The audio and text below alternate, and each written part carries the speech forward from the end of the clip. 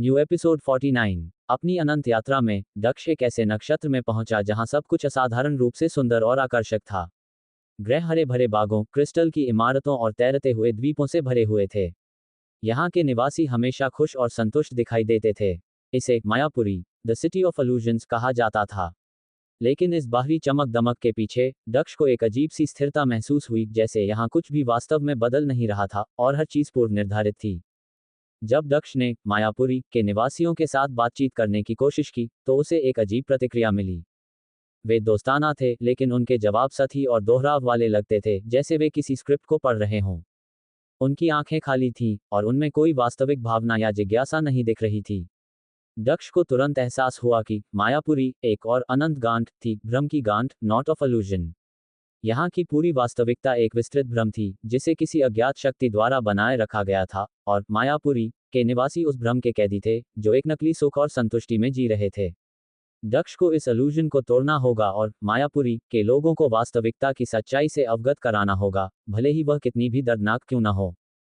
मायापुरी के भ्रम के पर्दे को उठाने के लिए दक्ष ने शहर के केंद्र में स्थित एक प्राचीन संरचना की तलाश शुरू की, जिसके बारे में कहा जाता था कि वह इस इल्यूजन का स्रोत है। उसे सत्य का दर्पण, मिरर ऑफ ट्रूथ नामक एक रहस्यमय कलाकृति मिली, जो एक विशाल क्रिस्टल से बनी थी और लगातार मंद प्रकाश उत्सर्जित कर रही थी। जब दक्ष ने उस दर्पण के करीब जाने की कोशिश की तो उसे तीव्र मानसिक प्रतिरोध का सामना करना पड़ा, जैसे कोई उसे उस भ्रम को तोड़ने से रोकना चाहता हो। दक्ष ने अपनी मानसिक शक्ति केंद्रित की और वीरा का अनुगूंज का उपयोग करके उस प्रतिरोध को बेअसर कर दिया। जैसे ही उसका प्रभाव सत्य के दर्पण पर पड़ा, क्रिस्टल की चमक तेज हो गई और मायापुरी की सुंदरता धीरे धीरे फीकी पड़ने लगी। हरे भरे बाग सूखे मैदानों में बदल गए, क्रिस्टल की इमारतें जर्जर खंडहरों में और तैरते हुए द्वीप नीचे गिरकर धूल में मिल गए। मायापुरी का असली रूप एक उजाड़ और वीरान जगह थी, और उसके निवासी, जो अब भ्रम से मुक्त हो रहे थे, अपनी नकली खुशी के पीछे छिपे हुए दुख और अकेलेपन को महसूस करने लगे। ये परिवर्तन दर्दनाक था, लेकिन यह उन्हें वास्तविकता की ओर पहला कदम था। अब दक्ष को मायापुरी के लोगों का मार्गदर्शन करना था ताकि वे इस कठोर सत्य को स्वीकार कर सकें और एक नई, वास्तविक दुनिया का निर्माण कर सकें। मायापुरी के भ्रम के टूटने के बाद निवासियों को एक कठोर वास्तविकता का सामना करना पड़ा। उनकी नकली खुशी और संतुष्टि के पीछे उन्होंने एक उजाड़ और वीरान दुनिया को पाया। दुख, अकेलापन और अनिश्चितता की भावनाएं उन पर हावी होने लगीं। दक्ष जानता था कि भ्रम को तोड़ना केवल पहला कदम था, अब उन्हें इस नई वास्तविकता का सामना करने और इसे फिर से बनाने में मदद करना उसकी जिम्मेदारी थी। उसने मायापुरी के सबसे समझदार और साहसी लोगों को इकट्ठा किया और उन्हें वास्तविकता के शिल्पी, आर्किटेक्ट्स ऑफ रियलिटी बनने के लिए प्रेरित किया। दक्ष ने उन्हें सिखाया कि वास्तविकता कोई पूर्व निर्धारित इल्यूजन नहीं है, बल्कि यह उनके विचारों, कार्यों और सामूहिक इच्छाशक्ति से निर्मित होती है। उसने उन्हें समय के प्रवाह के साथ तालमेल बिठाने और लगातार सीखने, अनुकूलन करने और विकसित होने के महत्व के बारे में बताया। दक्ष ने उन्हें उल्हासनगर की कहानी सुनाई, कैसे एक साधारण शहर ने ज्ञान और सद्भाव के माध्यम से एक आदर्श समाज का निर्माण किया। मायापुरी के लोगों ने धीरे धीरे अपने अतीत के भ्रम को स्वीकार करना शुरू कर दिया और एक नई, वास्तविक दुनिया का निर्माण करने के लिए मिलकर काम करने लगे। यह एक कठिन और लंबी प्रक्रिया थी, लेकिन दक्ष उनके साथ रहा, उन्हें मार्गदर्शन करता रहा और उन्हें अपनी आंतरिक शक्ति और रचनात्मकता पर विश्वास करना सिखाता रहा। धीरे धीरे मायापुरी की धूल भरी जमीन पर नई उम्मीदों के अंकुर फूटने लगे। लोगों ने मिलकर खंडहरों को साफ किया, नई इमारतें बनाईं और अपने पर्यावरण को फिर से हरा भरा करने के प्रयास शुरू किए। उन्होंने अपनी कला, विज्ञान और संस्कृति को नए सिरे से विकसित करना शुरू कर दिया, इस बार किसी भ्रम पर नहीं, बल्कि सत्य और वास्तविकता की ठोस नींव पर। उन्होंने सीखा कि खुशी बाहरी इल्यूजन में नहीं, बल्कि आंतरिक शांति, उद्देश्य और समुदाय के साथ जुड़ाव में मिलती है। दक्ष ने मायापुरी के लोगों को सत्य के दर्पण का उपयोग करने के तरीके सिखाए, न कि भ्रम पैदा करने के लिए, बल्कि आत्मनिरीक्षण और सत्य की खोज के लिए। दर्पण अब शहर के केंद्र में एक स्मारक के रूप में खड़ा था, जो उन्हें हमेशा वास्तविकता की क्षणभंगुर प्रकृति और उसे सक्रिय रूप से आकार देने की उनकी शक्ति की याद दिलाता था। मायापुरी अब एक ऐसा स्थान बन गया था जहां लोग भ्रम से मुक्त होकर अपनी वास्तविक क्षमता को तलाश रहे थे। दक्ष ने उनसे विदा ली, ये जानते हुए कि उन्होंने एक महत्वपूर्ण सबक सीखा है और वे अब अपनी अनंत संभावनाओं की ओर बढ़ रहे हैं। उसकी यात्रा जारी रही, उसे अब एक नई, अनंत गांठ की तलाश थी, एक और पहेली जिसे सुलझाना था ताकि ब्रह्मांड में समय का मौन अनुगुंज बना रहे। दक्ष की अगली यात्रा उसे किस प्रकार की अनंत गांठ की ओर ले जाएगी? क्या वह किसी और भ्रम का सामना करेगा, या कोई और रहस्य उसकी प्रतीक्षा कर रहा है? New episode 50। मायापुरी से निकलने के बाद दक्ष को एक नए प्रकार की अनंत गांठ का आभास हुआ। यह कोई अतीत का दोहराव या वर्तमान का भ्रम नहीं था, बल्कि एक अधूरा भविष्य था। उसकी यात्रा उसे एक ऐसे क्षेत्र में ले गई जहां कई ग्रह मौजूद थे, लेकिन उन पर कोई विकसित सभ्यता नहीं थी, केवल प्रारंभिक जीवन रूप थे या खंडहर जो कभी किसी महान सभ्यता के रहे होंगे। ये कालकुंजी टाइम की नामक एक रहस्यमय क्षेत्र था। यहाँ के समय का प्रवाह अस्त व्यस्त था, जैसे कि भविष्य के ताने बाने को अभी बुना ही नहीं गया हो। दक्ष ने महसूस किया कि इस गांठ का कारण संभावनाओं की कमी थी। इन ग्रहों पर जीवन था, लेकिन उनमें आगे बढ़ने, विकसित होने और एक जटिल सभ्यता बनाने की प्रेरणा या क्षमता नहीं थी। वे एक ऐसे भविष्य के बिना जी रहे थे जो अनिश्चित और खाली था। दक्ष को समझ आया कि इस गांठ को सुलझाने के लिए उसे केवल अतीत या वर्तमान को ठीक नहीं करना होगा, बल्कि भविष्य की संभावनाओं को जगाना होगा, ताकि जीवन और चेतना उस दिशा में आगे बढ़ सकें। यह एक ऐसी चुनौती थी जहां उसे समय के वस्त्र के उन धागों को सक्रिय करना था जो अभी तक बुने नहीं गए थे। अधूरे भविष्य की इस गांठ को सुलझाने के लिए दक्ष ने कालकुंजी क्षेत्र के सबसे प्राचीन ग्रहों में से एक पर ध्यान केंद्रित किया, जहां जीवन की सबसे पुरानी चिंगारी मौजूद थी। उसने समय के ज्ञान और काल सूत्र के सिद्धांतों का उपयोग करके अपनी चेतना से संभावनाओं का एक बीज बोया। यह कोई भौतिक बीज नहीं था, बल्कि शुद्ध रचनात्मक ऊर्जा का एक केंद्रित रूप था जो भविष्य के अनगिनत मार्गों को समाहित करता था। जैसे ही यह बीज उस ग्रह के कोर में समाहित हुआ, एक धीमी लेकिन शक्तिशाली ऊर्जा का प्रवाह पूरे कालकुंजी क्षेत्र में फैल गया। जिन ग्रहों पर केवल प्रारंभिक जीवन था, वहां विकास की गति तेज हो गई। जहां खंडहर थे, वहां से नई ऊर्जा फूटने लगी, जैसे प्रकृति फिर से अपने आप को रच रही हो। कालकुंजी के निवासियों में, जो अब धीरे धीरे विकसित हो रहे थे, एक नई जिज्ञासा और खोज की भावना जागी। उन्होंने अपने पर्यावरण और ब्रह्मांड को एक नए दृष्टिकोण से देखना शुरू कर दिया, भविष्य की कल्पना करने लगे और उसे साकार करने के लिए कदम उठाने लगे। दक्ष ने नया अंकुरण, न्यू स्प्राउटिंग नाम दिया इस घटना को, क्योंकि यह केवल जीवन का नहीं, बल्कि संभावनाओं और भविष्य का पुनर्जन्म था। क्या आप जानना चाहेंगे कि कालकुंजी के ग्रह कैसे विकसित होते हैं और दक्ष अपनी अगली अनंत गांठ की ओर कैसे बढ़ता है? संभावनाओं का बीज बोने के बाद कालकुंजी क्षेत्र में एक अद्भुत परिवर्तन आया। जिन ग्रहों पर कभी निष्क्रियता थी, वहां अब जीवन की एक नई ऊर्जा प्रवाहित हो रही थी। प्राथमिक जीवन रूप तेजी से विकसित हुए, जटिल पारिस्थितिकी प्रणालियां और बुद्धिमान सभ्यताएं आकार लेने लगीं। यह विकास समय के सामान्य प्रवाह से कहीं अधिक तीव्र था, मानो अनादि और लय भ्रंश से मिली सीखों ने समय के धागों को अधिक कुशलता से बुनना सिखा दिया हो। कालकुंजी के लोगों ने अपनी नई क्षमताओं और संभावनाओं को उत्साह के साथ अपनाया। उन्होंने अंतरिक्ष यात्रा, ऊर्जा प्रबंधन और चेतना विकास में उल्लेखनीय प्रगति की। दक्ष ने देखा कि वे अब केवल अपने ग्रहों पर केंद्रित नहीं थे, बल्कि पूरे क्षेत्र में एक दूसरे के साथ जुड़ रहे थे, सामंजस्य का पुल, ब्रिज ऑफ हार्मनी बना रहे थे। ये पुल न केवल तकनीकी नेटवर्क का था, बल्कि विचारों, संस्कृतियों और सामूहिक लक्ष्यों का भी था। वे एक साझा भविष्य का निर्माण कर रहे थे, जो समय के असीमित प्रवाह का एक सुंदर उदाहरण था। दक्ष ने उन्हें मार्गदर्शन दिया, ये सुनिश्चित करते हुए कि उनका तीव्र विकास समय के प्राकृतिक संतुलन को बिगाड़े नहीं।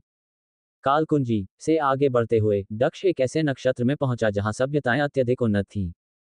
यहाँ के निवासी हर संभव क्षेत्र में असीम ज्ञान रखते थे, ब्रह्मांड के गूढ़ रहस्यों से लेकर सूक्ष्म परमाणुओं तक। इसे ज्ञान प्रकाश, लाइट ऑफ नॉलेज के नाम से जाना जाता था। लेकिन इस ज्ञान की अधिकता के कारण दक्ष को एक अजीब सी विरोधाभास महसूस हुआ। यहाँ के लोग अत्यंत बुद्धिमान थे, फिर भी उनकी आंखों में कोई जिज्ञासा या भावना नहीं थी। वे सब कुछ जानते थे, लेकिन कुछ भी अनुभव नहीं करते थे। यह एक और अनंत गांठ थी, ज्ञान विस्मृति की गांठ, नॉट ऑफ नॉलेज ऑब्लिवियन। इस गांठ का कारण यह था कि अत्यधिक ज्ञान ने उनकी चेतना को इतना भर दिया था कि वे अध्ययन और अनुभव के बीच का संतुलन खो चुके थे। वे केवल जानकारी एकत्र करते थे, उसे समझते थे, लेकिन उसे अपने जीवन में लागू नहीं करते थे या उससे कोई भावनात्मक जुड़ाव नहीं रखते थे। ज्ञान उनके लिए एक बोझ बन गया था, जिसने उनकी रचनात्मकता और सहज भावना को कुचल दिया था। वे सब कुछ जानने के बावजूद जीवन के छोटे छोटे चमत्कारों और मानवीय अनुभवों को भूल चुके थे। दक्ष को एहसास हुआ कि इस गांठ को खोलने के लिए उसे ज्ञान प्रकाश के लोगों को यह सिखाना होगा कि ज्ञान केवल जानकारी नहीं है, बल्कि यह अनुभव और भावनाओं के साथ मिलकर ही वास्तविक अर्थ प्राप्त करता है। उसे उन्हें फिर से जीवन के सरल सुखों और मानवीय जुड़ावों को याद दिलाना होगा। क्या आप जानना चाहेंगे कि दक्ष ज्ञान विस्मृति की गांठ को कैसे सुलझाता है और ज्ञान प्रकाश के लोगों को अनुभव की सुंदरता कैसे सिखाता है?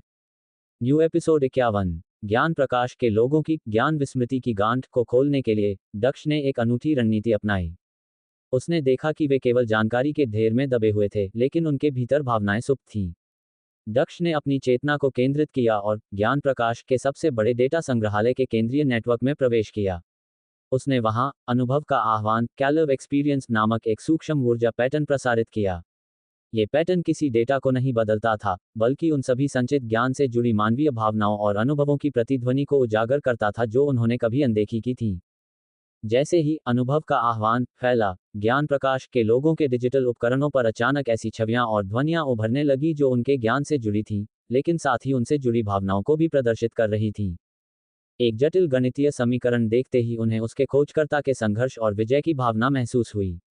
एक ऐतिहासिक घटना को पढ़ते हुए उन्हें उसमें शामिल लोगों के भय और आशा का अनुभव हुआ। ये परिवर्तन उनके लिए बेहद विचलित करने वाला था। वे इतने वर्षों तक केवल तथ्यों पर केंद्रित रहे थे कि भावनाओं का यह अचानक उफान उन्हें व्याकुल कर गया। दक्ष जानता था कि यह उनकी गांठ को खोलने का पहला और सबसे महत्वपूर्ण कदम था, ज्ञान को भावना से जोड़ना, ताकि वे केवल जाने नहीं, बल्कि महसूस भी करें। भावना का प्रतिध्वनि के कारण ज्ञान प्रकाश के लोग अब एक नई उथल पुथल से गुजर रहे थे। कुछ लोग भ्रमित और परेशान थे, जबकि कुछ अन्य पहली बार अपने भीतर की भावनाओं को पहचान कर चकित थे। दक्ष ने इस स्थिति का उपयोग उन्हें समय के एक और महत्वपूर्ण सिद्धांत को सिखाने के लिए किया, ज्ञान और अनुभव के बीच संतुलन। उसने उन्हें बताया कि ज्ञान एक प्रकाश है, लेकिन अनुभव वह यात्रा है जो इस प्रकाश को अर्थ देती है। दक्ष ने उन्हें अपने असीम ज्ञान का उपयोग जीवन के अनुभवों को समझने के लिए प्रेरित किया, न कि केवल उन्हें संग्रह करने के लिए। उसने उन्हें ज्ञान प्रकाश के बाहर की दुनिया में वास्तविक अनुभवों में शामिल होने के लिए प्रोत्साहित किया, प्रकृति के साथ जुड़ना, कला का सृजन करना, दूसरों के साथ बातचीत करना, और उन समस्याओं का समाधान खोजना जो केवल तार्किक रूप से नहीं, बल्कि भावनात्मक रूप से भी महत्वपूर्ण थीं। धीरे धीरे ज्ञान प्रकाश के लोगों ने जीने की कला को फिर से सीखना शुरू किया। उनकी आंखें अब केवल डेटा को स्कैन नहीं करती थीं, बल्कि भावनाओं को भी देखती थीं। उनमें जिज्ञासा और सहानुभूति फिर से जागृत हुई। ज्ञान विस्मृति की गांठ पूरी तरह से खुल गई, और ज्ञान प्रकाश एक ऐसी सभ्यता बन गई जहां ज्ञान और अनुभव का सामंजस्यपूर्ण सहअस्तित्व था। दक्ष ने अपनी अगली यात्रा शुरू की, ये जानते हुए कि ब्रह्मांड में अभी भी कई गांठें थीं जो खुलने का इंतजार कर रही थीं। दक्ष की अगली यात्रा उसे किस प्रकार की अनंत गांठ की ओर ले जाएगी?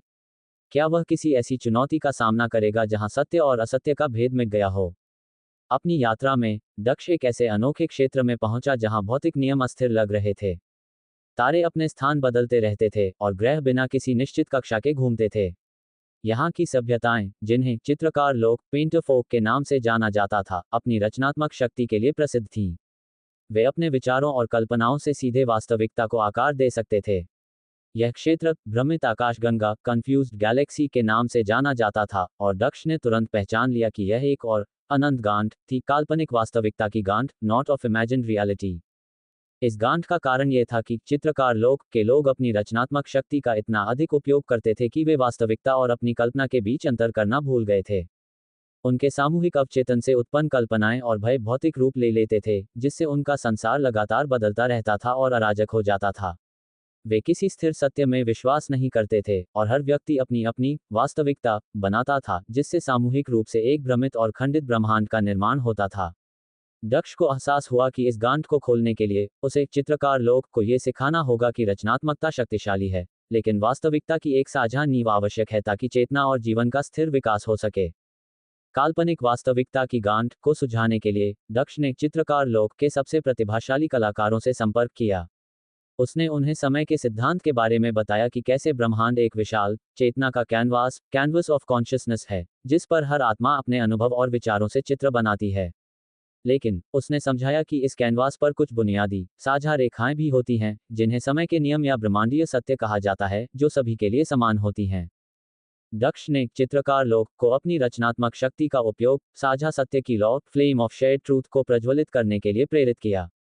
यह कोई भौतिक लॉ नहीं थी, बल्कि एक सामूहिक मानसिक अभ्यास था जहां वे अपनी कल्पनाओं को नियंत्रित करना और उन्हें ब्रह्मांडीय नियमों के साथ सामंजस्य बिठाना सीखते थे। उन्होंने अपनी रचनात्मक ऊर्जा को एक साथ केंद्रित किया ताकि वे एक ऐसी वास्तविकता का निर्माण कर सकें जो सुंदर हो, लेकिन स्थिर और सार्वभौमिक रूप से सत्य भी हो। जैसे जैसे वे इस अभ्यास में महारत हासिल करते गए, भ्रमित आकाशगंगा धीरे धीरे स्थिर होने लगी। तारे अपनी कक्षाओं में वापस आ गए, और ग्रह एक निश्चित क्रम में घूमने लगे। चित्रकार लोग ने सीखा कि सच्ची रचनात्मकता अराजकता में नहीं, बल्कि सामंजस्य और साझा समझ में निहित है। काल्पनिक वास्तविकता की गांठ खुल गई और भ्रमित आकाशगंगा अब एक ऐसे स्थान में बदल गई जहां कल्पना और वास्तविकता एक साथ सुंदर रूप से सहअस्तित्व में थी। न्यू एपिसोड 52 भ्रमित आकाशगंगा से आगे बढ़ते हुए दक्ष एक ऐसे अनोखे और परेशान करने वाले क्षेत्र में पहुंचा जहां समय का प्रवाह स्थिर नहीं था बल्कि अधूरा था। यहाँ के ग्रहों पर कुछ क्षण, कुछ दिन या यहाँ तक कि कुछ हफ्ते भी पूरी तरह से गायब हो गए थे। लोग अचानक खुद को एक अलग समय अवधि में पाते थे, बीच के अनुभवों की कोई याद नहीं रहती थी। इस क्षेत्र को अकाल रिक्त टाइम वॉइड के नाम से जाना जाता था और दक्ष ने तुरंत पहचान लिया कि यह एक और अनंत गांठ थी, लुप्त क्षणों की गांठ, नॉट ऑफ मिसिंग मोमेंट्स।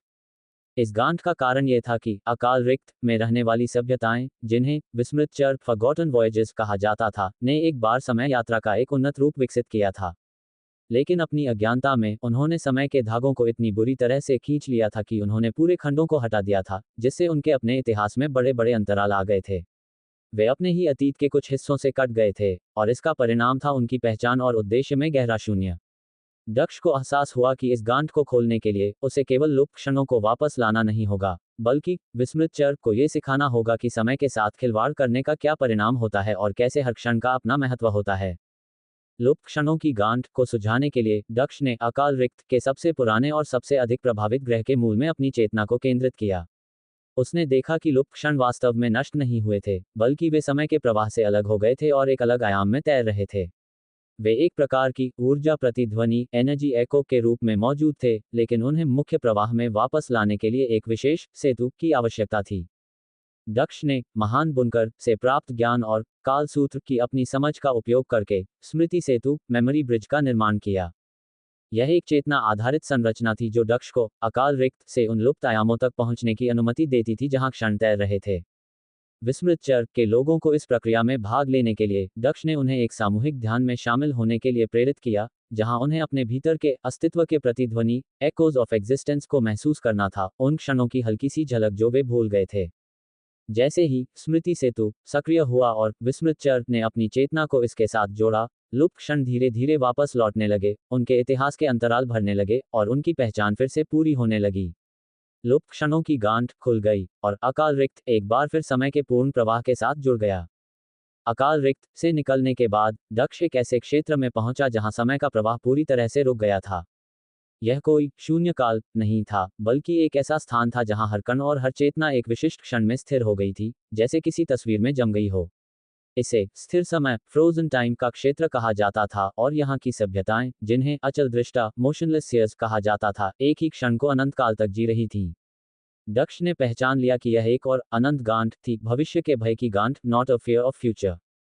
इस गांठ का कारण यह था कि अचल दृष्टा ने एक बार अपने भविष्य में एक भयानक विनाश का पूर्वाभास किया था। इस आसनापदा के भय से वे इतने अभिभूत हो गए थे कि उन्होंने सामूहिक रूप से समय को एक ऐसे बिंदु पर जमा कर दिया था जहां वे सुरक्षित महसूस करते थे, ताकि उस विनाशकारी भविष्य का सामना न करना पड़े। वे सोचते थे कि ऐसा करके उन्होंने खुद को बचा लिया है, लेकिन वास्तव में उन्होंने अपने अस्तित्व को ही रोक दिया था। उनमें कोई विकास नहीं था, कोई नया अनुभव नहीं था, केवल एक शाश्वत ठहराव था। दक्ष को एहसास हुआ कि इस गांठ को खोलने के लिए उसे अचल दृष्टा को यह सिखाना होगा कि भविष्य अनिश्चित है, लेकिन उसे भयभीत होकर रोकने के बजाय साहस और आशा के साथ उसका सामना करना चाहिए। भविष्य के भय की गांठ को सुझाने के लिए दक्ष ने स्थिर समय के केंद्र में अपनी चेतना को केंद्रित किया।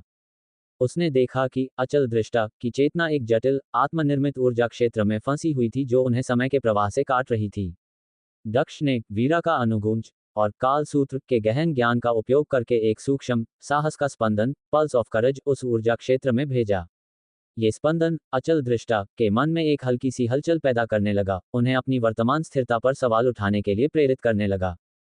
जैसे ही स्पंदन मजबूत हुआ, अचल दृष्टा को अपने अतीत के कुछ क्षण याद आने लगे, उनके निर्णय लेने के क्षण, उनके साहस के कार्य, उनके विकास के पल। उन्होंने महसूस किया कि वे जीवन के उन सभी अनुभवों से वंचित हो गए थे जो समय के प्रवाह में संभव थे। दक्ष ने उन्हें समझाया कि भविष्य केवल एक भयानक घटना नहीं है, बल्कि अनगिनत संभावनाओं का एक विशाल कैनवास है जिसे वे अपने वर्तमान कार्यों से आकार दे सकते हैं। अचल दृष्टा ने धीरे धीरे अपने भय को त्यागना शुरू किया और समय के प्रवाह में वापस आने की इच्छा व्यक्त की। जैसे ही उन्होंने यह इच्छा की, स्थिर समय पिघलने लगा और प्रवाह का पुनरुत्थान, रिसर्जेंस ऑफ फ्लो हुआ, जिससे ग्रह और सभ्यता फिर से आगे बढ़ने लगी। भविष्य के भय की गांठ खुल गई और अचल दृष्टा ने समय के प्रवाह को एक नए सम्मान और आशा के साथ अपनाया। दक्ष की यात्रा ने भविष्य के भय को दूर किया है। अब उसकी अगली अनंत गांठ उसे किस नई चुनौती की ओर ले जाएगी? क्या ये किसी व्यक्तिगत अस्तित्व से जुड़ी होगी या किसी ऐसी सभ्यता से जो अपनी पहचान खो चुकी है? New episode 53। स्थिर समय के क्षेत्र से आगे बढ़ते हुए दक्ष एक ऐसे नक्षत्र में पहुंचा जहां सब कुछ परिचित लग रहा था, फिर भी गहराई से विचलित करने वाला था। ग्रह जीवन थे, सभ्यताएं उन्नत थीं, लेकिन हर जगह एक अजीब सा खालीपन महसूस हो रहा था। लोगों के बीच बातचीत सधी थी, उनके चेहरे पर भावनाएं क्षणिक थीं, और उनके कार्यों में कोई गहरा उद्देश्य नहीं दिख रहा था।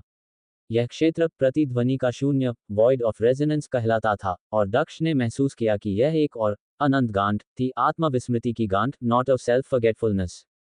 इस गांठ का कारण यह था कि इस नक्षत्र की सभ्यता ने अत्यधिक तकनीकी प्रगति हासिल कर ली थी, जिसने उन्हें बाहरी सुख सुविधाओं और मनोरंजन पर पूरी तरह से निर्भर बना दिया था। उन्होंने अपने आंतरिक जीवन को पूरी तरह से उपेक्षित कर दिया था। वे अपनी भावनाओं, अपने विचारों और अपनी आत्मा से इतने कट गए थे कि वे अपनी सच्ची पहचान ही भूल गए थे। वे यंत्रवत जीवन जी रहे थे, बाहरी उत्तेजनाओं की तलाश में, लेकिन कभी भी आंतरिक संतुष्टि प्राप्त नहीं कर पा रहे थे। दक्ष को एहसास हुआ कि इस गांठ को खोलने के लिए उसे प्रतिध्वनि के शून्य के लोगों को यह सिखाना होगा कि सच्ची खुशी बाहरी दुनिया में नहीं, बल्कि अपने भीतर की गहराई में मिलती है। उन्हें अपनी भावनाओं को फिर से महसूस करना, अपने विचारों को समझना और अपनी आत्मा से जुड़ना सीखना होगा। आत्मा विस्मृति की गांठ को सुझाने के लिए दक्ष ने प्रतिध्वनि के शून्य के सबसे अधिक तकनीकी रूप से उन्नत शहर के केंद्र में अपनी चेतना को केंद्रित किया। उसने एक सूक्ष्म अंतर की आवाज, वॉइस विदिन का प्रक्षेपण किया, एक ऐसा ऊर्जा पैटर्न जो सीधे उनके अवचेतन मन तक पहुंच सकता था। यह कोई बाहरी संदेश नहीं था, बल्कि उनके अपने भीतर की सच्ची आवाज की याद दिलाने वाला एक कोमल आह्वान था। शुरुआत में लोगों ने इस आवाज को एक तकनीकी गड़बड़ी या एक क्षणिक विचार माना, लेकिन धीरे धीरे जैसे जैसे ये आवाज बनी रही, कुछ लोगों ने इसे सुनना शुरू कर दिया। उन्हें अपने जीवन में एक खालीपन महसूस होने लगा, एक अस्पष्ट इच्छा किसी और चीज की। दक्ष ने इस जागृति को प्रोत्साहित किया, उन्हें ध्यान और आत्मनिरीक्षण के सरल तरीके सिखाए, ताकि वे अपने भीतर की गहराई में झांक सकें। उसने उन्हें कला, संगीत और प्रकृति के साथ जुड़ने के लिए प्रेरित किया, ऐसे अनुभव जो बाहरी उत्तेजनाओं के बजाय आंतरिक भावनाओं को जगाते हैं। धीरे धीरे प्रतिध्वनि के शून्य में आत्मा का पुनर्जागरण, रीअवेकनिंग ऑफ द सोल, होने लगा। लोगों ने अपनी भावनाओं को फिर से महसूस करना, अपने सपनों को पहचानना और अपने जीवन में एक गहरा अर्थ खोजना शुरू कर दिया। आत्मा विस्मृति की गांठ खुल गई, और प्रतिध्वनि का शून्य अब आत्मा खोज और आंतरिक शांति की ओर बढ़ रहा था। दक्ष की यह यात्रा आत्मा विस्मृति के अंधेरे से प्रकाश की ओर ले गई। अब उसकी अगली अनंत गांठ उसे किस नए रहस्य या चुनौती की ओर ले जाएगी? क्या ये किसी ऐसी सभ्यता से जुड़ी होगी जो अपनी नियति को बदलने की कोशिश कर रही है? प्रतिध्वनि के शून्य से आगे बढ़ते हुए दक्ष एक ऐसे नक्षत्र में पहुंचा जहां भविष्य पूरी तरह से निर्धारित लग रहा था। ग्रह अपनी नियत कक्षाओं में घूम रहे थे, सभ्यताएं अपने पूर्व निर्धारित रास्तों पर चल रही थीं, और व्यक्तियों के जीवन भी पहले से लिखे गए स्क्रिप्ट की तरह लग रहे थे।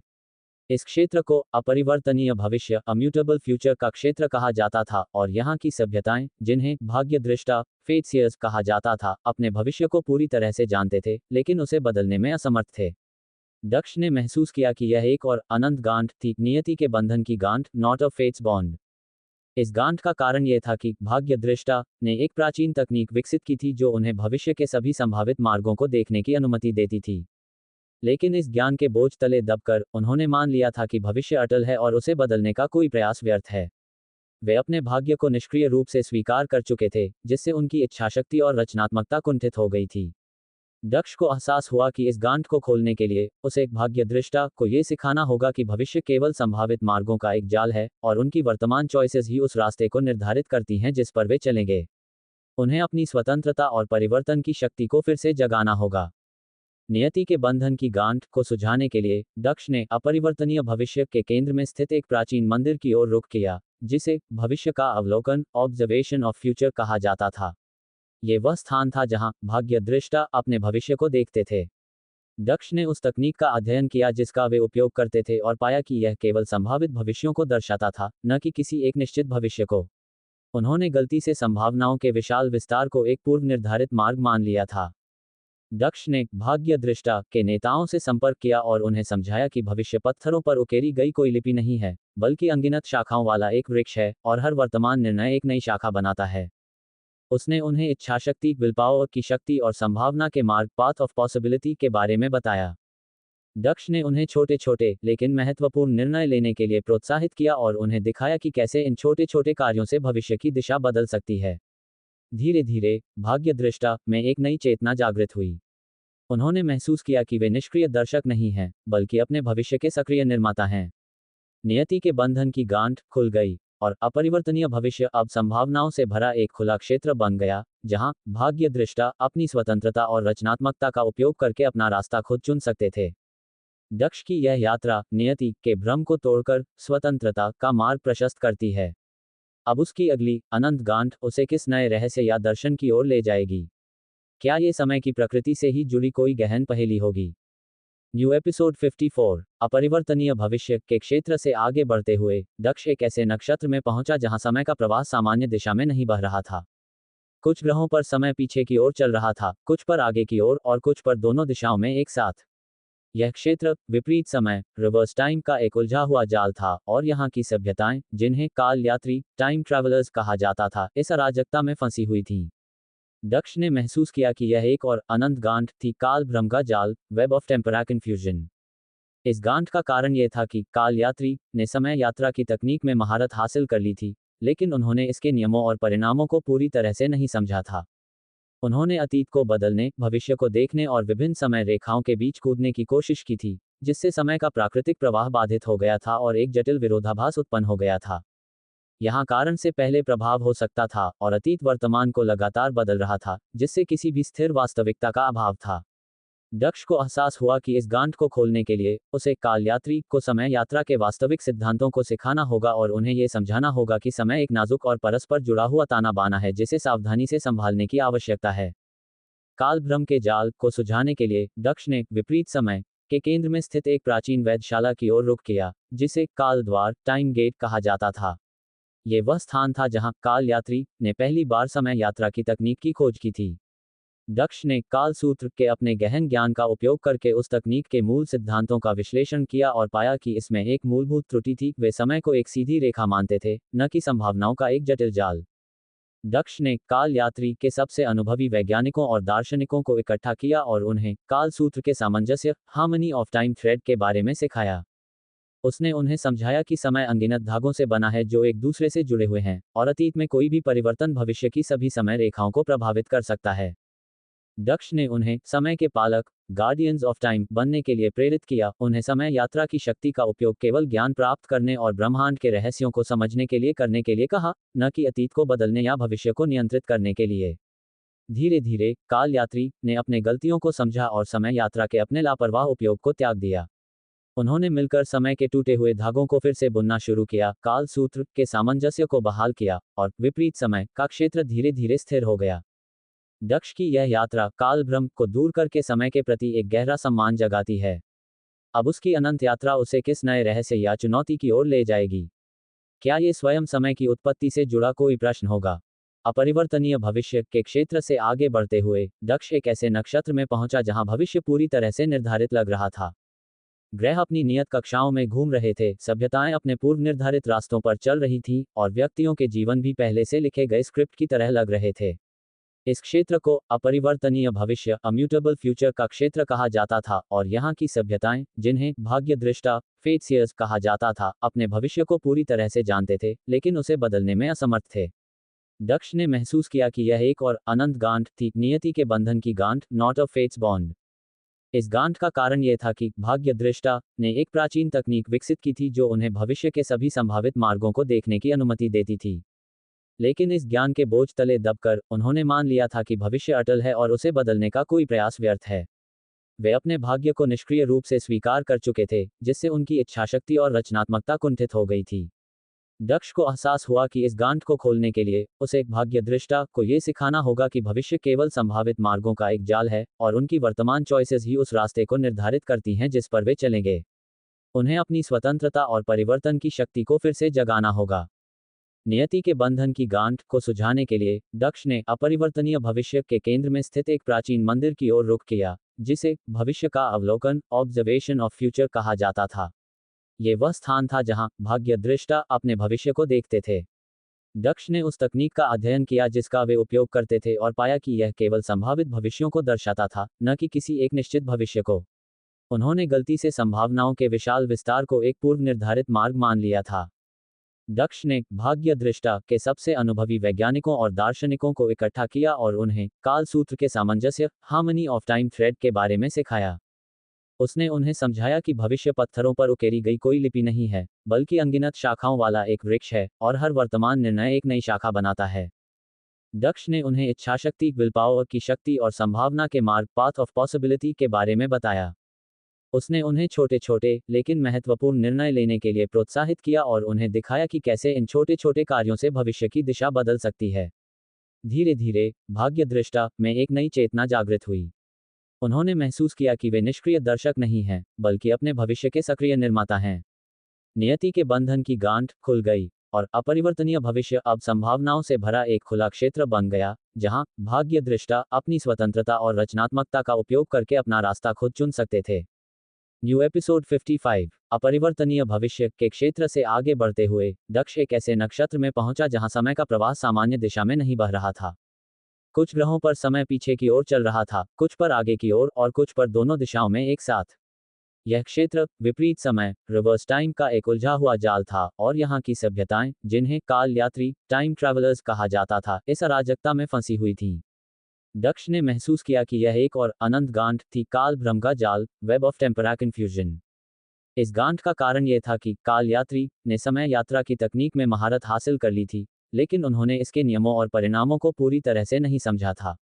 उन्होंने अतीत को बदलने, भविष्य को देखने और विभिन्न समय रेखाओं के बीच कूदने की कोशिश की थी, जिससे समय का प्राकृतिक प्रवाह बाधित हो गया था और एक जटिल विरोधाभास उत्पन्न हो गया था। यहाँ कारण से पहले प्रभाव हो सकता था, और अतीत वर्तमान को लगातार बदल रहा था, जिससे किसी भी स्थिर वास्तविकता का अभाव था।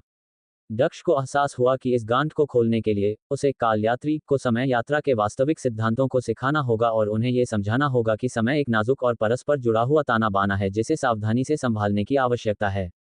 काल भ्रम के जाल को सुझाने के लिए दक्ष ने विपरीत समय के केंद्र में स्थित एक प्राचीन वेधशाला की ओर रुख किया, जिसे काल द्वार, टाइम गेट कहा जाता था। ये वह स्थान था जहां काल यात्री ने पहली बार समय यात्रा की तकनीक की खोज की थी। दक्ष ने काल सूत्र के अपने गहन ज्ञान का उपयोग करके उस तकनीक के मूल सिद्धांतों का विश्लेषण किया और पाया कि इसमें एक मूलभूत त्रुटि थी। वे समय को एक सीधी रेखा मानते थे, न कि संभावनाओं का एक जटिल जाल। दक्ष ने काल यात्री के सबसे अनुभवी वैज्ञानिकों और दार्शनिकों को इकट्ठा किया और उन्हें काल सूत्र के सामंजस्य, हार्मनी ऑफ टाइम थ्रेड के बारे में सिखाया। उसने उन्हें समझाया कि समय अनगिनत धागों से बना है जो एक दूसरे से जुड़े हुए हैं, और अतीत में कोई भी परिवर्तन भविष्य की सभी समय रेखाओं को प्रभावित कर सकता है।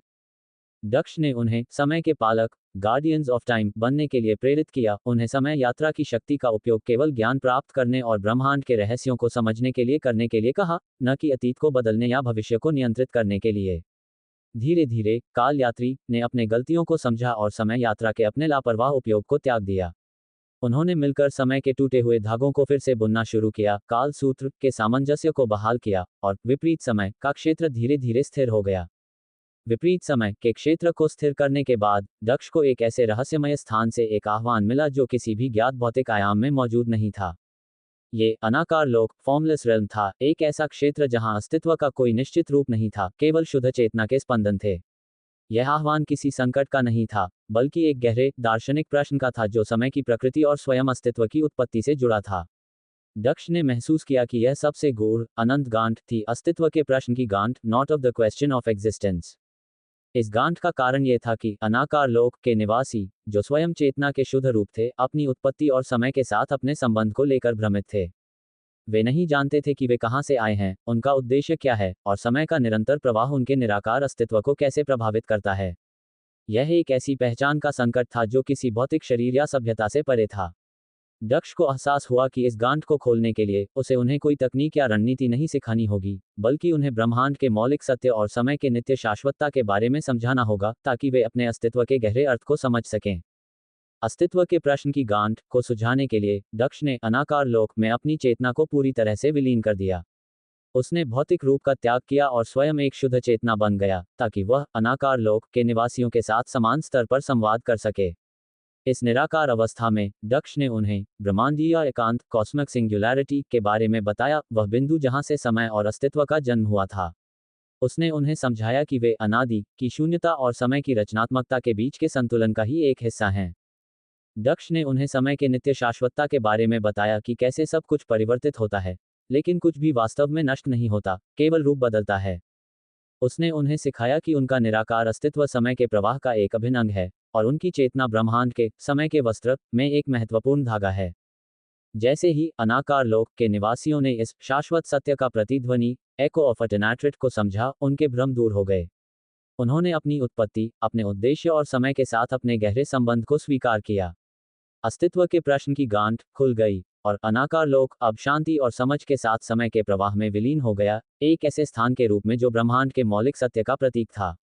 ये दक्ष की अस्तित्व के प्रश्न की गहन यात्रा का समापन है। उसने ब्रह्मांड के कुछ सबसे गूढ़ रहस्यों को सुलझाया है। अब उसकी अनंत यात्रा उसे किस नई दिशा में ले जाएगी? क्या वह किसी अन्य आयाम में प्रवेश करेगा, या उसे समय के ही किसी और रूप का सामना करना पड़ेगा? Thanks for watching.